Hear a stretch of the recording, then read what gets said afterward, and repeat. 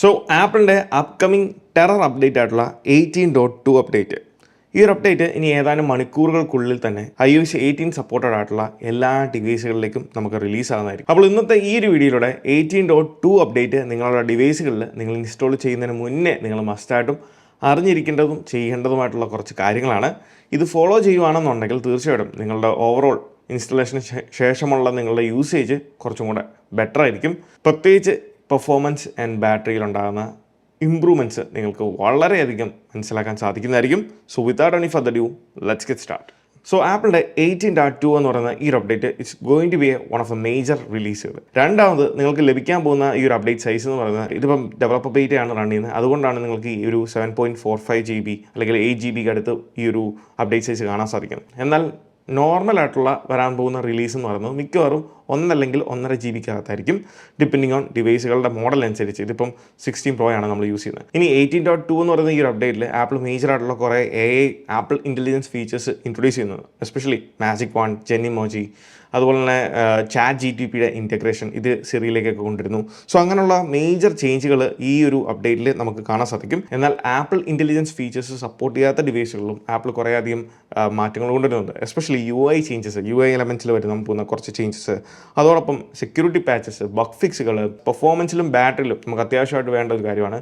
അതിൽ വരുന്ന കുറേയധികം ഇമ്പ്രൂവ്മെൻറ്റ്സ്. ഇനി ഈ ഒരു അപ്ഡേറ്റ് ചെയ്യുന്നവർ പ്രത്യേകം ശ്രദ്ധിക്കേണ്ട ഒരു പോയിൻ്റാണ് ഇതിൻ്റെ ഇൻസ്റ്റലേഷൻ.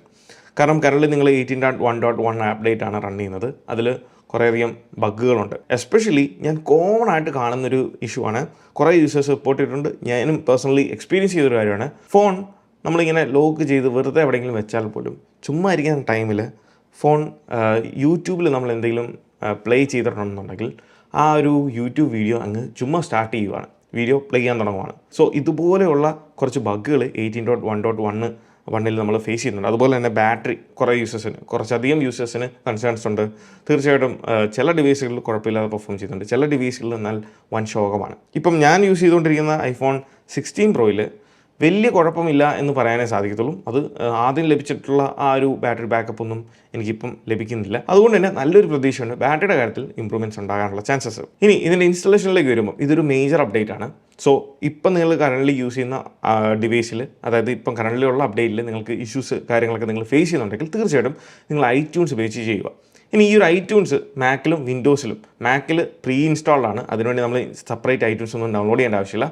വിൻഡോസിലാണെന്നുണ്ടെങ്കിൽ iTunes നമുക്ക് വെളിയിൽ നിന്ന് ഡൗൺലോഡ് ചെയ്യാം. അല്ലാന്നുണ്ടെങ്കിൽ വിൻഡോസിൻ്റെ മൈക്രോസോഫ്റ്റ് സ്റ്റോറിൽ പോയി നിങ്ങൾക്ക് ആപ്പിൾ ഡിവൈസസ് എന്ന് പറയുന്ന ആ ഒരു ആപ്ലിക്കേഷൻ അല്ലെങ്കിൽ സോഫ്റ്റ്വെയർ നിങ്ങൾക്ക് ഡൗൺലോഡ് ചെയ്യാം. അത് വെച്ചുകൊണ്ട് iPhone നിങ്ങൾക്ക് സോഫ്റ്റ്വെയർ അപ്ഡേറ്റ് ചെയ്യാവുന്നതാണ്. ഈ ഒരു iTunes ഉപയോഗിച്ച് അപ്ഡേറ്റ് ചെയ്യുന്നതിൻ്റെ ഗുണം എന്ന് പറയുന്നത് നിങ്ങൾക്ക് ക്ലീൻ ഇൻസ്റ്റലേഷൻ ആണ് കിട്ടുന്നത്. iTunes ഉപയോഗിച്ച് അപ്ഡേറ്റ് ചെയ്യുമ്പോൾ നിങ്ങൾ മസ്റ്റായിട്ടും ചെയ്യേണ്ട ഒരു കാര്യമാണ് ബാക്കപ്പ് നിങ്ങൾക്ക് 2 രീതിയിൽ ചെയ്യാം. ഒന്നെങ്കിൽ iTunes തന്നെ ബാക്കപ്പ് ചെയ്യാൻ സാധിക്കും. ഈ ഒരു ഓപ്ഷനിലൂടെ നിങ്ങൾക്ക് ബാക്കപ്പ് ചെയ്യാം.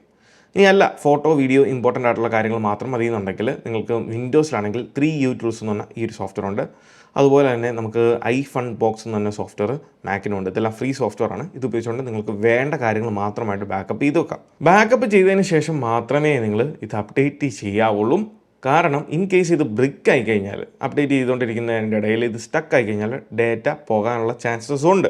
അപ്പോൾ ഈ ഒരു രീതിയിൽ iTunes ഉപയോഗിച്ച് ചെയ്താൽ ഫ്രഷ് ഇൻസ്റ്റലേഷൻ ആണ് നിങ്ങളുടെ ഡിവൈസിന് ലഭിക്കുന്നത്. അതുകൊണ്ട് തന്നെ ബഗ്ഗുകൾ വളരെയധികം കുറവായിരിക്കും. രണ്ടാമത്, അപ്ഡേറ്റ് നിങ്ങൾ ഇൻസ്റ്റാൾ ചെയ്ത് കഴിഞ്ഞാൽ ഫസ്റ്റ് ആൻഡ് ഫോർമോസ്റ്റ് ചെയ്യേണ്ട കാര്യം, ആപ്പിൾ ഇൻ്റലിജൻസ് സപ്പോർട്ട് ചെയ്യുന്ന ഡിവൈസുകളിൽ നിങ്ങൾ കാണാം ജെനിമോജി എന്ന് പറഞ്ഞ ഇതുപോലത്തെ ആപ്ലിക്കേഷൻസ് നമുക്ക് ആക്സസ് ചെയ്യാൻ സാധിക്കും. ആപ്പിൾ ഇൻ്റലിജൻസ് ഫീച്ചേഴ്സ് ആക്സസ് ചെയ്യാൻ സാധിക്കും. സോ അത് ചെയ്യാൻ വേണ്ടി ആദ്യമേ നിങ്ങൾ ഇൻസ്റ്റാൾ ചെയ്ത് കഴിയുമ്പോൾ ചിലപ്പം ഈ ഒരു സെറ്റിങ്സിൽ ഈ ഒരു ആപ്പിൾ ഇൻ്റലിജൻസ് എനേബിൾ ചെയ്യാൻ പറഞ്ഞുകൊണ്ട് ചിലപ്പം ഒരു ഓപ്ഷൻ വന്നേക്കാം. അല്ലാന്നുണ്ടെങ്കിൽ നിങ്ങൾ സെറ്റിങ്സിൽ ആപ്പിൾ ഇൻ്റലിജൻസ് ആൻഡ് സിറി ഓപ്ഷനിൽ പോയിട്ട് ഇത് ഓപ്ഷൻ എനേബിൾഡ് ആണോ എന്ന് ചെക്ക് ചെയ്യുക. അതല്ല എന്നുണ്ടെങ്കിൽ ജെനിമോജി ആപ്ലിക്കേഷൻ ഇത് നിങ്ങൾക്ക് ഹോം സ്ക്രീനിൽ കാണാൻ സാധിക്കും. അത് ഓപ്പൺ ചെയ്ത് കഴിയുമ്പം നിങ്ങളൊരു വെയിറ്റിംഗ് ലിസ്റ്റിലേക്ക് പോകും. ആ വെയിറ്റിംഗ് ലിസ്റ്റിലേക്ക് ആ ഒരു ക്യൂവിലേക്ക് നിങ്ങൾ ഏറ്റവും ആദ്യം ചെയ്യണം എന്നുണ്ടെങ്കിൽ, ഇൻസ്റ്റാൾ ചെയ്ത് നിങ്ങളുടെ ഫോൺ ഓണായി നിന്ന് കഴിഞ്ഞാൽ ആദ്യം ചെയ്യേണ്ടത് ഈ പ്രോസസ്സാണ്. ഈ ഫീച്ചേഴ്സ് എല്ലാം നിങ്ങൾക്ക് ആക്ടിവേറ്റ് ചെയ്യണമെന്നുണ്ടെങ്കിൽ ആദ്യം നിങ്ങൾ ഈ ഒരു വെയിറ്റിംഗ് ലിസ്റ്റിലേക്ക് ജോയിൻ ചെയ്യുക. എത്രയും പെട്ടെന്ന് നിങ്ങൾ ഈ ഒരു ആപ്ലിക്കേഷൻ ഓപ്പൺ ചെയ്ത് ഈ ഒരു വെയിറ്റിംഗ് ലിസ്റ്റിലേക്ക് ജോയിൻ ചെയ്യുന്നു, അതനുസരിച്ച് നിങ്ങൾക്ക് അത്ര പെട്ടെന്ന് തന്നെ ഈ ഒരു ഫീച്ചേഴ്സ് ആക്സസ് ചെയ്യാൻ സാധിക്കുന്നതാണ്. അപ്ഡേറ്റ് ചെയ്തതിന് ശേഷം നിങ്ങളുടെ ഡിവൈസിൽ ഉപയോഗിക്കുന്ന തേർഡ് പാർട്ടി ആപ്ലിക്കേഷൻസിനെല്ലാം ഓരോ അപ്ഡേറ്റ് ഓൾറെഡി വന്നിട്ടുണ്ടായിരിക്കും. അത് നിങ്ങൾ ആപ്പ് സ്റ്റോറിൽ പോയിട്ട് നിങ്ങൾ അപ് ടു ഡേറ്റ് ആക്കി വെക്കുക. ആപ്പ് സ്റ്റോറിൻ്റെ ഓപ്ഷനിൽ നമ്മുടെ പ്രൊഫൈൽ, ഇവിടെ നമ്മൾ കാണുന്ന പ്രൊഫൈലിൽ ടാപ്പ് ചെയ്ത് കഴിഞ്ഞാൽ നിങ്ങൾക്ക് വന്നിരിക്കുന്ന ആപ്ലിക്കേഷൻസിൻ്റെ അപ്ഡേറ്റുകളെല്ലാം തന്നെ ഇവിടെ കാണാൻ സാധിക്കും. ഇത് നിങ്ങൾ മസ്റ്റായിട്ടും അപ് ടു ഡേറ്റ് ആക്കി വെക്കുക. കാരണം ബഗ്ഗുകൾ ഉണ്ടാകാനുള്ള ചാൻസസ് ഉണ്ട്.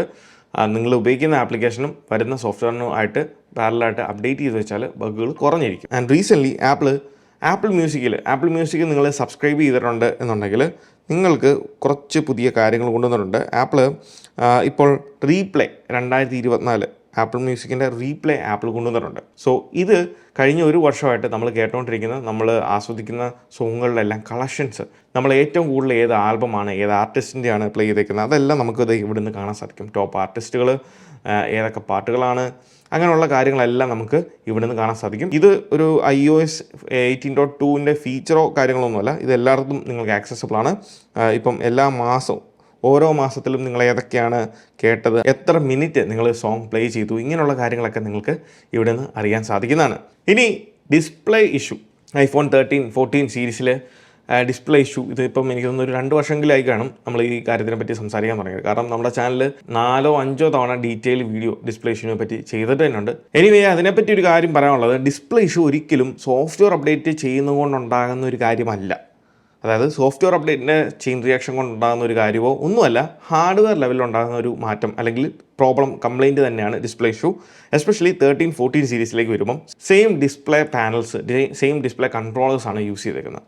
ഈ ഐഫോണിന് നമുക്കറിയാം 2-3 മാനുഫാക്ചേഴ്സ് ഉണ്ട് ഡിസ്പ്ലേ പ്രൊവൈഡ് ചെയ്യുന്നത്. അതിൽ സാംസങ് ഉണ്ട്, LG ഉണ്ട്, പിന്നെ BOE ഒക്കെ റീസെൻ്റ്ലി ആണ് ജോയിൻ ചെയ്തത്. പക്ഷേ 13, 14 സീരീസിൻ്റെ കാര്യത്തിലേക്ക് വരുമ്പോൾ LGയും സാംസങ്ങുമാണ്. അതിൽ തന്നെ നമുക്കറിയത്തില്ല നമ്മൾ യൂസ് ചെയ്യുന്ന iPhone 13 14 ഇതിൽ LGയുടെ ആണോ സാംസങ്ങിൻ്റെ പാനലാണോ യൂസ് ചെയ്തേക്കുന്നത് എന്നുള്ളത്. സോ ഇതൊരു റാൻഡം ആയിട്ടുള്ള കാര്യമാണ്. സോ ഇന്ത്യയിൽ നിന്ന് മാത്രമല്ല, ലോകത്തിൻ്റെ പല ഭാഗത്തുള്ള പല ഡിവൈസുകളിലും അല്ലെങ്കിൽ പല യൂസേഴ്സിനും ഇതേ ഇഷ്യൂസ് വരുന്നുണ്ട്. പക്ഷേ കൂടുതലും ഈ ഒരു കംപ്ലയിൻറ്റുകൾ വരുന്നതും റിപ്പോർട്ടുകൾ അനുസരിച്ച് നമ്മുടെ ഇന്ത്യയിൽ അല്ലെങ്കിൽ ഈ ഒരു ഏരിയയിലുള്ളതാണ്. കാരണം ഈ ഒരു ഡിസ്പ്ലേ കംപ്ലയിൻറ്റുകൾ കൂടുതലും ഒക്കർ ചെയ്യുന്നത്, ഇപ്പോൾ നമ്മൾ ഐഫോൺ മാത്രമല്ല മറ്റ് മാനുഫാക്ചർ എടുത്ത് നോക്കിയാലും സാംസങ്ങിനും ഈ കംപ്ലയിൻ്റ് ഉണ്ട്, OnePlusന് ഈ കംപ്ലയിൻ്റ് ഉണ്ട്, മറ്റ് പല മാനുഫാക്ചേഴ്സിനും ഇതുപോലെ ഡിസ്പ്ലേ പാനൽസിൽ ലൈൻ വീഴുന്നു കംപ്ലയിൻ്റ് ഉണ്ട്. സോ അങ്ങനെ നോക്കുമ്പം ഈ 2 മാനുഫാക്ചേഴ്സിൽ സാംസങ് ഐഫോണിന് വേണ്ടി പ്രൊവൈഡ് ചെയ്തിരിക്കുന്ന പാനൽസിനാണ് ഈ ഒരു കംപ്ലയിൻറ്റുകൾ അല്ലെങ്കിൽ ഇഷ്യൂസ് ഉണ്ടാകുന്നത്. സോ സാംസങ് പാനലിൻ്റെ ഇത് കംപ്ലയിൻ്റ് ആണ്. ഇത് നമുക്കറിഞ്ഞുകൂടാ നമ്മളുടെ കയ്യിലിരിക്കുന്ന ഫോൺ സാംസങ്ങിൻ്റെ പാനലാണോ LG പാനലാണോ യൂസ് ചെയ്തേക്കുന്നത്. സോ അതുകൊണ്ട് ഈ കൺട്രോളറിനകത്ത് അപ്ഡേറ്റ് ചെയ്യുന്ന സമയത്ത് ഉണ്ടാകുന്ന ചെറിയ വോൾട്ടേജ് ഫ്ലക്ച്വേഷൻ അല്ലെങ്കിൽ വേരിയേഷൻസ് കൊണ്ടുണ്ടാകുന്ന ഈ ഒരു കുഴപ്പം കൊണ്ടാണ് ഇതുണ്ടാകുന്നത്. ഒരിക്കലും സോഫ്റ്റ്വെയർ അപ്ഡേറ്റ് ഇതിനു വേണ്ടി പുഷ് ചെയ്തേക്കുന്നതല്ല, കംപ്ലയിൻ്റ് ആയി പോകാൻ വേണ്ടി ഹാർഡ്വെയർ ലെവലിൽ വരുന്ന ഒരു ഇഷ്യൂ ആണ്. ആൻഡ് ആപ്പിളിൻ്റെ സൈഡിൽ നിന്ന് ആപ്പിൾ ഇതിന് ഫ്രീ റീപ്ലേസ്മെൻറ്റ്സ് അങ്ങനെയുള്ള പല പ്രോഗ്രാംസും പ്രൊവൈഡ് ചെയ്യുന്നുണ്ട്. അത് അവരുടെ ആപ്പിളിൻ്റെ സൈറ്റിലോ അല്ലാന്നുണ്ടെങ്കിൽ ആപ്പിൾ സപ്പോർട്ടിനെ നിങ്ങൾ കോൺടാക്ട് ചെയ്യുകയാണെന്നുണ്ടെങ്കിൽ ധാരാളം ആളുകൾക്ക് ഇതേ സെയിം ഇഷ്യൂ കൊണ്ടായിട്ട് അവർക്ക് ഫ്രീ ഡിസ്പ്ലേ റീപ്ലേസ് ചെയ്ത് കൊടുത്തിട്ടുണ്ട്. സോ അത് ലഭിക്കാൻ എന്തൊക്കെ സ്റ്റെപ്സാണ് നമ്മൾ സ്വീകരിക്കേണ്ടത് എന്നുള്ളതിനെപ്പറ്റി നമ്മൾ ചാനലിൽ തന്നെ വീഡിയോസും ചെയ്തിട്ടുണ്ട്. സോ നിങ്ങളത് ഫോളോ ചെയ്യുക. So once again this is me Milan. Catch you guys next video. Until then piece.